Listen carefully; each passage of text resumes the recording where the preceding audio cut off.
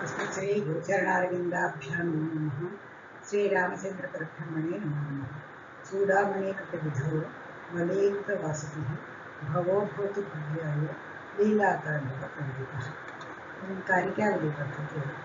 ये ये गुणाः यत्र कुत्र वर्तन्ते इति ग्रन्थकार्यं कारिकावल्याः श्रीविश्वनाथपञ्चरत्नानि लिखिताः सन्ति।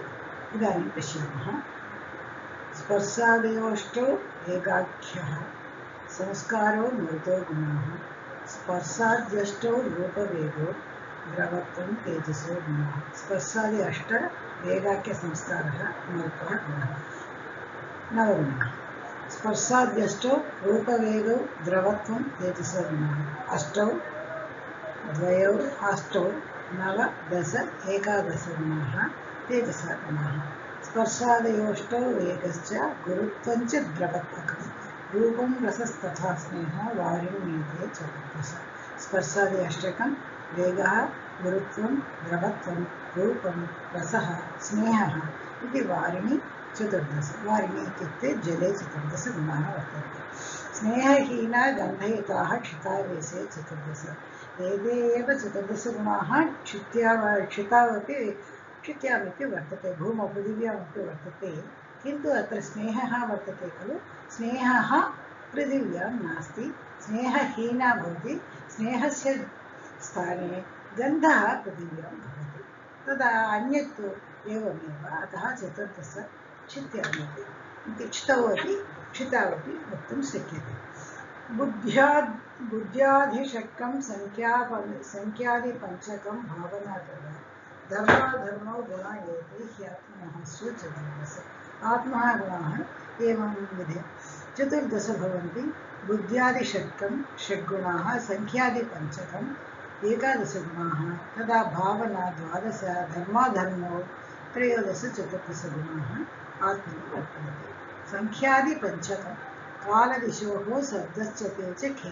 संख्यादिपञ्चकं कालस्य दिशश्च च वर्तते। संख्यादिपञ्चकम् अथ च शब्दः खे इत्युक्ते आकाशे वर्तते। संख्यादिपञ्चकं बुद्धिः इच्छा यत्नोऽपि ईश्वरे। संख्यादिपञ्चकं तदनन्तरं बुद्धिः इच्छा प्रयत्नः इति पञ्च प्लस् त्रयः तदेव अष्टगुणाः ईश्वरे वर्तन्ते। परापरत्वे संख्याद्याः पञ्च वेगश्च मानसे अपि परापरत्वं संख्यादिपञ्च वेगः च वर्तते इत्युक्तं।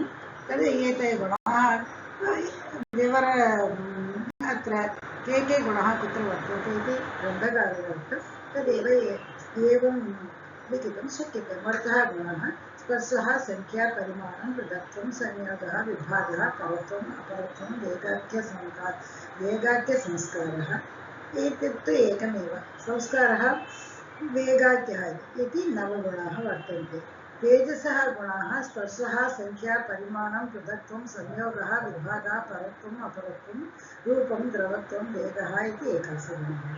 जलगतगुणाः स्पर्शः संख्या परिमाणं पृथक्त्वं संयोगः विभागः परत्वम् अपरत्वं वेगः रूपं रसः द्रवत्वं गुरुत्वं स्नेहः इति चतुर्दश गुणाः। पृथिव्यां के वर्तन्ते इत्युक्ते स्पर्शः संख्या परिमाणं पृथक्त्वं संयोगः विभागः परत्वम् अपरत्वं वेगः रूपं रसः द्रवत्वं गुरुत्वं गन्धः इति चतुर्दश गुणाः पृथिव्यां वर्तन्ते। आत्मनः गुणाः बुद्धिः सुखं दुःखम् इच्छा द्वेषः प्रयत्नः संख्या परिमाणं पृथक्त्वं संयोगः विभागः भावनाख्यसंस्कारः धर्मः अधर्मः इति चतुर्दश गुणाः आत्मनि वर्तन्ते। कालस्य दिशश्च गुणः दिशि अपि काले अपि संख्या परिमाण पृथक्त्व संयोग विभागः इति पञ्च एव वर्तन्ते। आकाशस्य गुणाः संख्या परिमाण पृथक्त्व संयोग विभाग पञ्च, तदनन्तरं शब्दः इति शब्दः अत्र द्विवारम् आगतं। शब्दः इति शब्दः। ईश्वरगुणाः संख्या परिमाण पृथक्त्व संयोग विभाग, तदनन्तरं बुद्धिः इच्छा प्रयत्नः इति अष्ट। मनसः गुणाः परत्वम् अपरत्वं संख्या परिमाण पृथक्त्व संयोग विभाग वेदः इति अष्टगुणाः तदेव। एतदपि कारिका वर्तते। एतत् वायोर्नवैकादश तेजसगुणाः जलक्षितिप्राणभृतां चतुर्दश दिक्कालयोः पञ्च षडेव च अम्बरे महेश्वरी अष्टौ मनसस्तदेव च वायोः नवगुणाः तेजसः एकादशगुणाः जलक्षितिप्राणभृतं जले क्षिति पृथिव्यां प्राणभृतं जीव आत्मनि च चतुर्दशगुणाः वर्तन्ते दिक् अथ च कालयोः पञ्चगुणाः षड्गुणाः अम्बरे अम्बरे इत्युक्ते आकाशे पञ्चगुणाः तदनन्तरं शब्दः इति गुणः महेश्वरे इत्युक्ते परमात्मनि अष्टौ इत्युक्ते अष्टगुणाः तदैव मनसः अपि अष्टगुणाः वर्तन्ते इत्युक्तं धन्यवादाः नमस्काराः सर्वे भवन्तु सुखिनः सर्वे सन्तु निरामयाः सर्वे दुर्गाणि पश्यन्तु मा कश्चित् दुःखभाग् भवेत्।